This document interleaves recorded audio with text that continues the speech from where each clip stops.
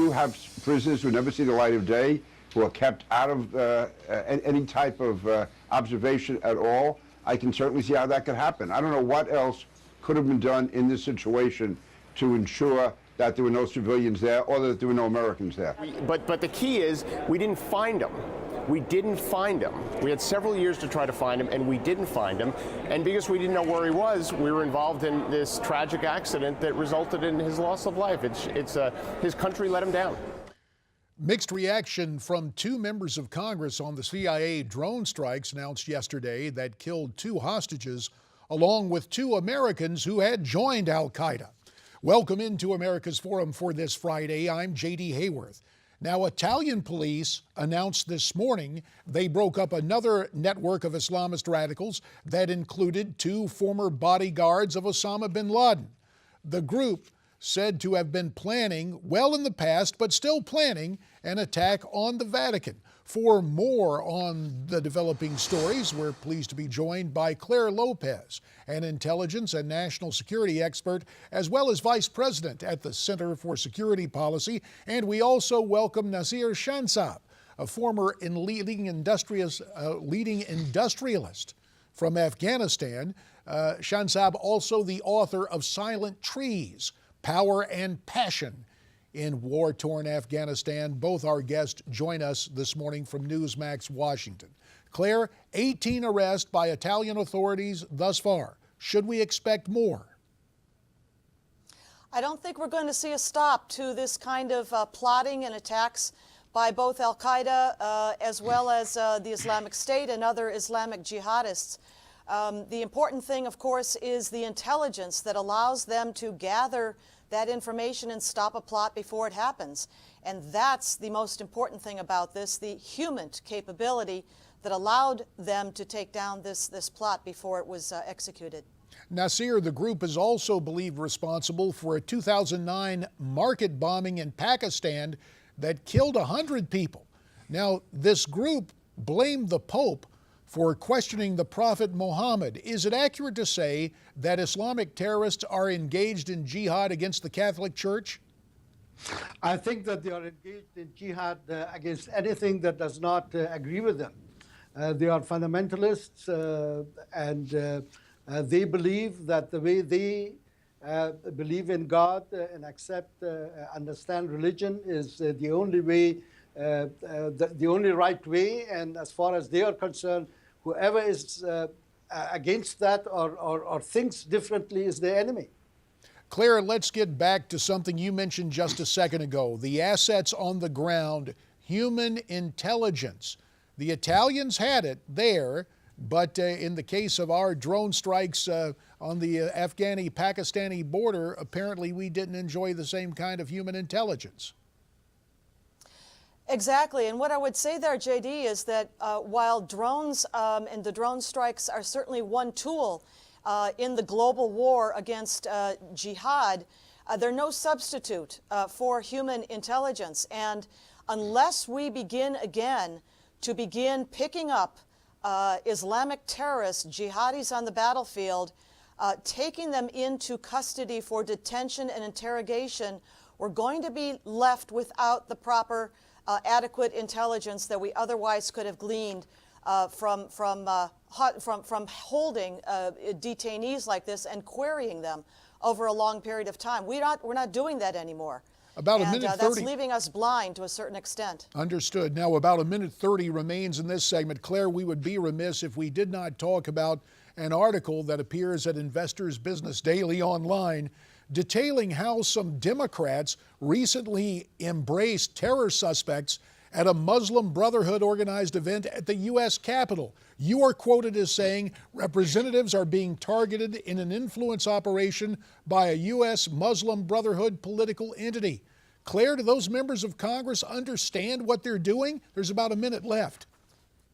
I would think probably they don't. We're talking about the group called the United States Council of Muslim Organizations, or USCMO.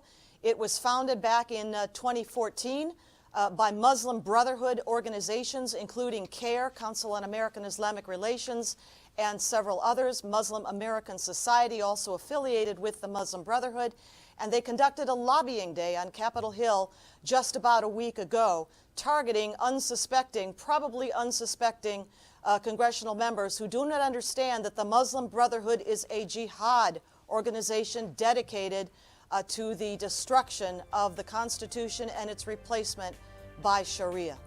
Claire, it's a shocking concept right there in our nation's capital. When we come back, we will shift the focus to Afghanistan, a place Nasir knows very well. More with Nasir, Shansab, and Clare Lopez as America's Forum continues on this Friday morning from Newsmax. We are entirely entitled to kill anybody who is a combatant against the United States. It doesn't matter what his citizenship is. It's absurd, it's almost racist to say that we should have different standards for killing combatants who are not Americans and combatants who are Americans. Once you become a combatant, you are a fair target. It doesn't matter what your citizenship is. Alan Dershowitz on this program yesterday calling for our nation to show no sympathy for terrorists, to take them out regardless of their citizenship. Welcome back now to America's Forum. Rejoining us to continue our conversation, Nasir Shansab, who was once a leading industrialist in Afghanistan, and Clare Lopez, an intelligence and national security expert who serves as a vice president at the Center for Security Policy. Nasir, I'm interested. The president yesterday talked about the drone strike on the border of Pakistan and Afghanistan, where there sadly was fratricide for one American and one Italian. I'm interested, what are you hearing from back home about drone strikes conducted by the U.S. in your native Afghanistan? People frankly don't like it. They believe that that civilians are more suffering by drones attacks than real fighters do. And the two Europeans, the one American and one Italian, who were killed just came out because they are Westerners. I think that over the years, drone strikes have killed many, many civilians, and it has created a lot of bad feeling, almost hatred for the United States. Claire, the whole notion of using drone strikes, Nasir tells us it's not a way to win friends and influence people in his native land. Well, absolutely understood. But again, as I said before, the drones are one tool in the counter-jihad toolkit, if you will.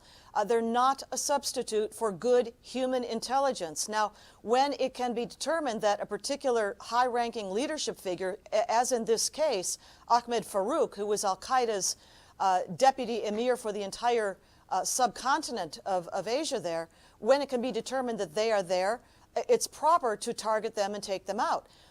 It would be better if we had a full-fledged program that would detain and interrogate jihadis, as was done previously before this misguided effort on the part of the Obama administration to close the Guantanamo Bay facility. That's the perfect place, state-of-the-art, to hold, detain, and question captured jihadis, which would give us a better understanding and better intelligence about what is actually going on in the battlefield, and perhaps help to avoid some of these unintended casualties, Americans, Pakistanis, Afghan civilians, and others. Nasir, do you believe the drone strikes in your native Afghanistan are basically a recruiting tool for Islamic extremists now? I would agree with you. I think that it makes many people to fear the United States and to dislike the United States. And those civilians who die without having anything to do with the war, they have brothers, they have fathers, they have mothers, they have sisters, they have cousins, and you make a lot of people to be enemy of the United States. Claire, it has been mentioned that we redefine collateral damage to basically say anyone within the vicinity of an airstrike was an enemy combatant. Is that an oversimplification, or is that really American policy now? I think that would be an oversimplification if it were indeed American policy, which I'm not certain that it is. Certainly when civilians are caught inadvertently in the immediate area of a drone strike, that's not acceptable. And again, I go back to my main point here, which is that drones are a tool. They are only one tool, but we have given up in large measure the practice of human intelligence collected from detainees. We are not doing what we need to do anymore in terms of taking jihadi fighters, Islamic terrorists, off the battlefield, detaining them and interrogating them at a place like Guantanamo Bay. If we did that, I think we could avoid more of the inadvertent and unfortunate killing of civilians in areas of drone strikes. Nasir, we only have about 30 seconds. I'm interested on the growth of ISIS in Afghanistan. What do you understand about the Islamic Caliphate coming to your country? I think they have entered Afghanistan. They are operating already in the north. They are kidnapping people, and nobody knows what happens with those people. They just vanish. They have attacked a military station, killed about 18 people, and beheaded about 8 of them. They have become active, and I fear it's just the beginning of it. On that troubling note, we will have to thank you both. The book, Silent Trees, Power and Passion in War-Torn Afghanistan, from Nasir Shansab, and also with us this morning, Clare Lopez. Our thanks to you both, and America's Forum continues after this.